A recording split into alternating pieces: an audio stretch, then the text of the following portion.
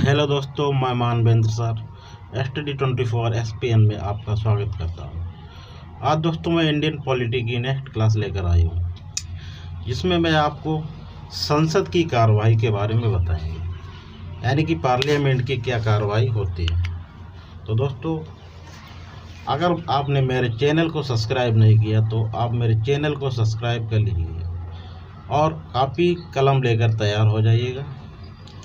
और दोस्तों, अपने प्रॉपर नोट्स बनाते चलिएगा, तभी आपको अच्छे से समझ में आएगा। और दोस्तों, क्लास को पूरी देखिएगा, तभी आपको बहुत अच्छे से समझ में आएगा। चलिए दोस्तों, शुरू करते हैं। बात करते हैं संसद की कार्रवाई, यानी कि संसद की कार्रवाई क्या होती है और ये कितने बजे से शुरू होती है, कितने बजे तक होती है। तो दोस्तों, संसद की जो कार्रवाई है वो 11 बजे से शुरू होकर 6 बजे तक, यानी शाम 6 बजे तक चलती है। तो इसमें क्या कहते हैं, पहले नंबर पे इसमें आता प्रश्नकाल। प्रश्नकाल में दोस्तों, यानी कि 11 बजे से 12 बजे तक, यानी जो पहला घंटा होता है उसमें प्रश्न पूछे जाते हैं। उसके बाद आता है शून्यकाल, यानी जो 12 बजे से 1 बजे का टाइम होता है वह होता है शून्यकाल। उसके बाद क्या होता है, लंच, यानी जो सदस्य होते हैं, मंत्री वगैरह, वो फिर लंच करते हैं, यानी कि 1 बजे से 2 बजे का टाइम क्या होता है, लंच का टाइम होता है। उसके बाद 2 बजे से 6 बजे तक, 2 बजे से 6 बजे तक चर्चा तथा प्रस्ताव वगैरह पारित होते हैं। तो बात करते हैं प्रश्नकाल की। प्रश्नकाल क्या होता है? संसदीय कार्रवाई का प्रथम घंटा, इसमें सदस्यों द्वारा प्रश्न की सूचियां सदन को दी जाती हैं। कहने का मतलब ये है कि संसदीय कार्रवाई शुरू होती है, उसका जो पहला घंटा होता है उसी को प्रश्नकाल कहते हैं। इसका टाइम होता है 11 बजे से 12 बजे तक, यानी पहला घंटा प्रश्नकाल होता है। प्रश्न पूछने के लिए 10 दिन पूर्व महासचिव को सूचना देनी होगी। कहने का मतलब, अगर कोई सत्र चल रहा है सपोज करो, तो अगर आपको प्रश्न पूछना है, कोई भी प्रश्न आपका है, कोई भी सदस्य उसे अगर कोई प्रश्न पूछना है, और प्रश्न हमेशा मंत्रियों से ही पूछे जाते हैं। तो मंत्री से अगर कोई प्रश्न पूछना है, जैसे गृह मंत्री हैं, वित्त मंत्री हैं, बहुत सारे मंत्री होते हैं, उनसे प्रश्न पूछे जाते हैं। तो अगर कोई प्रश्न पूछना है तो आपको 10 दिन पहले लिखित रूप से सूचना देनी होगी, किसे, महासचिव को। और इसमें सदस्य जो है मंत्रियों से प्रश्न पूछते हैं। कहने का मतलब ये, जो संसद के सदस्य हैं वो मंत्रियों से प्रश्न पूछते हैं। मंत्री मतलब जो, यानी कि जितने भी सदस्य, सपोज करो कि हमारे यहाँ लोकसभा की सीटें, या सपोज करो मोदी जी के यहाँ 303 मेंबर हैं, सदस्य हैं, तो वो सब तो मंत्री बनाए नहीं जाते, उसमें कुछ मंत्री होते हैं और कुछ सदस्य होते हैं। तो यानी जो प्रश्न पूछे जाते हैं वो मंत्रियों से ही पूछे जाते हैं। इसके बाद आता है कि प्रश्नों के प्रकार, यानी किस किस टाइप के प्रश्न होते हैं। तो नंबर 1, तारांकित प्रश्न। तारांकित प्रश्न, इसमें क्या होता है, तारांकित प्रश्नों में उत्तर हमेशा मौखिक दिए जाते हैं, जिन पर पूरक प्रश्न भी पूछे जाते हैं और बहस की संभावना बनी रहती है। इसका मतलब दोस्तों यह है कि तारांकित प्रश्न जो है सिर्फ मौखिक पूछे जाते हैं, यानी कि ओरल, आपने कुछ पूछा और उन्होंने ओरल ही आपको जवाब दे दिया। पूरक प्रश्न पूछे जाते, मतलब पूरक प्रश्न क्या होता है, जैसे सपोज करो कि किसी ने पूछा कि भाई बताओ G20 की मीटिंग कहाँ करवाओगे, तो मंत्री ने कह दिया दिल्ली में। तो उन्होंने कहा, अरे दिल्ली में ऐसे कहाँ करवाओगे? तो उन्होंने कहा, भाई दिल्ली में ऐसे कहाँ पर दिल्ली में करवाओगे? तब वो उस जगह का नाम बताएंगे। तो यानी कि बार बार उसी को खगोल के पूछना, इसको क्या कहते हैं, पूरक प्रश्न कहते हैं। एक दिन में 20 प्रश्न, यानी कि पूरक प्रश्न एक दिन में 20 प्रश्न पूछे जा सकते हैं, और एक सदस्य अधिकतम 5 प्रश्न ही पूछ सकता है। पूरक प्रश्न जो है एक सदस्य अधिकतम 5 प्रश्न ही पूछ सकता है। उसके बाद आते अतारांकित प्रश्न। अतारांकित प्रश्न, इनके उत्तर हमेशा लिखित रूप से दिए जाते हैं। इसमें पूरक प्रश्न नहीं पूछे जाते। कहने का मतलब है इनका जो मंत्री हैं इनका जो जवाब देंगे वो लिखित रूप से ही देंगे। यानी कि ये नहीं कि तुमने पूछा और वो तुरंत तुमको बता दे, ऐसा नहीं। आपको जो भी पूछना है वो प्रश्न दीजिए और वो उस प्रश्न के उत्तर लिखित रूप से टाइप वगैरह करके आपको देंगे और आएंगे आपको सीधे पकड़ा देंगे, ये लो इसको पढ़ो जाके आराम से। ये नहीं कि वो बताए इसमें क्या लिखा है, तुम्हें खुद पढ़ना है। यानी कि उसको जिसने प्रश्न पूछा है उसे खुद पढ़ना है, यानी लिखित रूप से उत्तर देंगे। तो जब लिखित रूप से देंगे तो उसमें पूरक प्रश्न की तो बात ही नहीं आती, क्योंकि ओरल तो कोई जवाब देना नहीं है। तो अतारांकित प्रश्न जो है एक दिन में अधिकतम 230 पूछे जा सकते हैं। अतारांकित प्रश्न अधिकतम 230 पूछे जा सकते हैं। उसके बाद आते हैं नंबर 3 पे अल्प सूचना प्रश्न। अल्प सूचना प्रश्न, अब देखिए दोस्तों ये क्या होते हैं।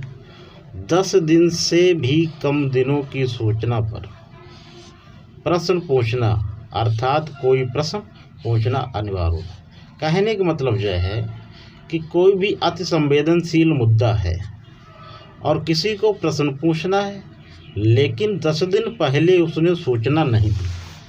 यानी 10 दिन पहले उसने सूचना दी नहीं, अब उसे लग रहा है कि ये प्रश्न पूछना बहुत ही अनिवार्य है, तो वो क्या करेगा, तो महासचिव से वो पूछेगा कि मुझे प्रश्न पूछना है। तो अगर उन्होंने अपनी सहमति दे दी, अगर अपनी सहमति दे दी तो वह प्रश्न पूछ सकता है। यानी 10 दिन से पहले, यानी 10 दिन से 10 दिन तो बचे नहीं उसे सूचना देने के लिए, तो 2-4 दिन बचे हैं, तो उसे प्रश्न पूछना बहुत ज़रूरी है। तो इसलिए क्या है कि वो अल्प सूचना प्रश्न, यानी वो इस प्रकार के प्रश्न होते हैं जो 10 दिन पहले ही सूचना, मतलब बगैर सूचना दिए, यानी अब 2-4 दिन जब बचे हैं तब सूचना दे रहा, उससे भी वो अल्प सूचना प्रश्न पूछ सकता है। यानी कि ये भी कंडीशन एक होती है। तो दोस्तों प्रश्न 3 टाइप के थे, हमने तीनों टाइप के आपको बता दिए। उसके बाद आता शून्यकाल। ये क्या होता है, यानी ये तो पहले ही बता चुके, प्रश्न काल के बाद तथा अन्य कार्रवाई प्रारंभ होने से पहले का समय जो है वो शून्यकाल कहलाता है। कहने का मतलब है 11 से 12 बजे तो प्रश्नकाल हो गया, और उसके बाद लंच वगैरह है, यानी जो 12 बजे का बाद का घंटा होता है, 12 बजे का जो बाद का घंटा है उसे बोलते हैं शून्यकाल। शून्यकाल में बिना सूचना दिए प्रश्न पूछे जाते हैं। कहने का मतलब ये है कि अब शून्यकाल का वह समय है जिससे क्या है कि आपने सूचना भी नहीं दी। यानी कि अगर प्रश्न पूछना है तो बिल्कुल पूछ सकते हैं शून्यकाल में, यानी बगैर सूचना दिए प्रश्न पूछ सकते हैं। और इसमें बहुत बहस होती है, आराम से खूब सभी लोग प्रश्न फटाफट प्रश्न पूछते हैं, क्योंकि 1 घंटे का समय होता है। तो शून्यकाल में यानी कि बिना सूचना दिए ही प्रश्न पूछ सकते हैं। शून्यकाल की शुरुआत 1962 से हुई। यानी शून्यकाल जो है हमारे संविधान में शून्यकाल की चर्चा नहीं की गई। यानी संविधान बनने के बाद 1962 से शून्यकाल की शुरुआत हुई। शून्यकाल भारत की देन है। कहने का मतलब ये शून्यकाल का चर्चा हमारे संविधान में नहीं है, ये मीडिया द्वारा दिया गया एक नाम है। यानी मीडिया द्वारा दिया गया एक नाम है शून्यकाल, यानी कि हमारे संविधान में इसकी चर्चा नहीं की। यानी 1962 से इसकी शुरुआत ही हो गई। तो सीधे क्वेश्चन पूछा जाता है कि शून्यकाल की शुरुआत कहाँ से हुई, तो दोस्तों आप बताइएगा 1962 से। एक क्वेश्चन आपका यहीं से पक्का हो गया। उसके बाद चर्चा तथा प्रस्ताव, यानी कोई विधेयक पास करना है, कोई विशेषाधिकार है, ध्यानाकर्षक प्रस्ताव है, स्थगन प्रस्ताव है, अविश्वास प्रस्ताव है, विश्वास प्रस्ताव है। ये सब क्या 2 बजे से 6 बजे तक होता है। यानी 12 बजे से 1 बजे तक का तो टाइम होता है लंच का। अब सभी मंत्री वगैरह ये सभी ने लंच किया और उसके बाद सुकून से बैठे, अब कह रहे चलो अब पूछो क्या पूछना है। यानी कि जो भी काम करने हैं वो सब 2 बजे से 6 बजे के बीच में होंगे। उसके बाद आता सत्र, कि सत्र क्या होता है। संसद की सामान्य बैठक जो राष्ट्रपति द्वारा बुलाई जाती है, इसे सत्र कहते हैं। वर्ष में 3 सत्र होते हैं। कहने का मतलब ये है कि कोई भी सत्र है वो राष्ट्रपति बुलाता, पहली बात तो ये। तो राष्ट्रपति द्वारा बुलाई गई सामान्य बैठक ही सत्र कहलाती है। और सत्र एक साल में 3 होते हैं। एक साल में सत्र कितने होते हैं? 3। और 2 सत्रों के बीच अधिकतम समय यानी अधिकतम गैप कितना होगा? 6 माह का, यानी 6 माह से ज़्यादा समय नहीं हो सकता। इसी अंतराल को दीर्घावकाश कहते हैं। अब पेपर में सीधे क्वेश्चन आता है कि दीर्घावकाश क्या किसे कहते हैं, तो हम क्या कहेंगे कि 2 सत्रों के बीच का जो गैप होता है, यानी 2 सत्रों के बीच का जो समय होता है 6 माह का, उसी को हम दीर्घावकाश कहते हैं।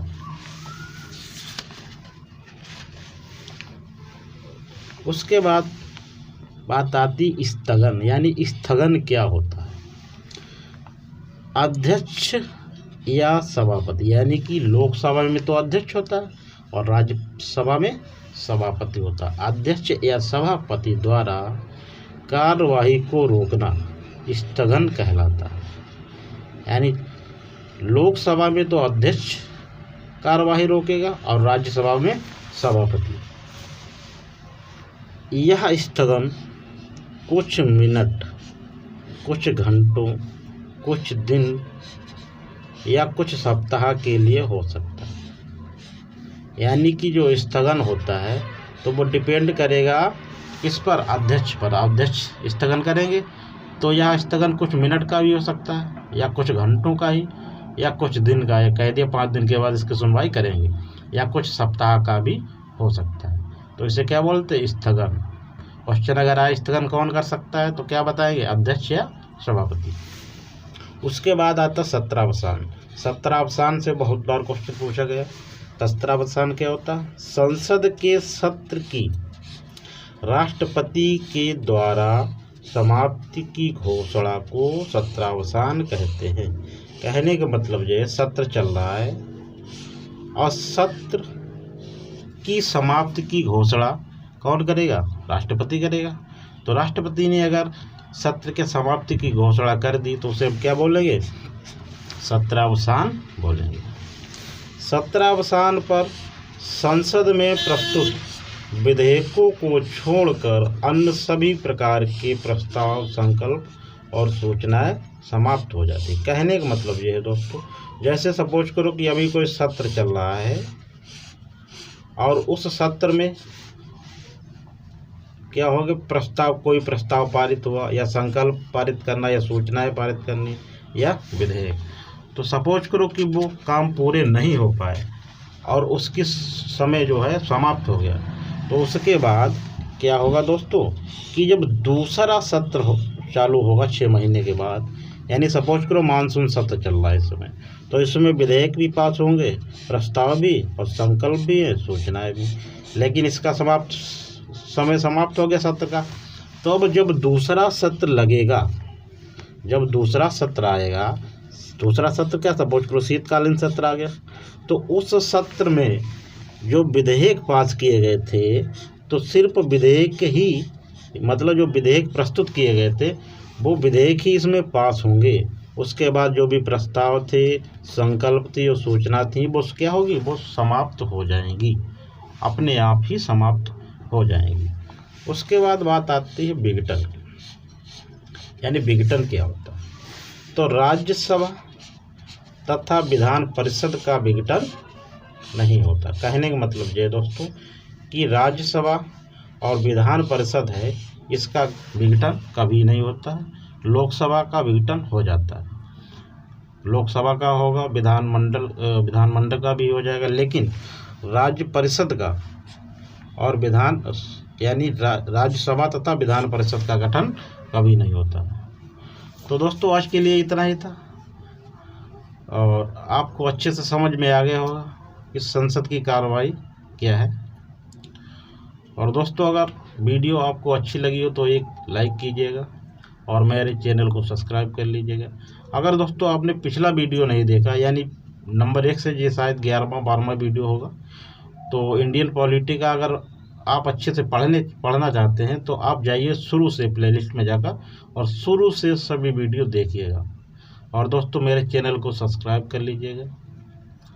आज के लिए दोस्तों बस इतना ही। जय हिंद, जय भारत।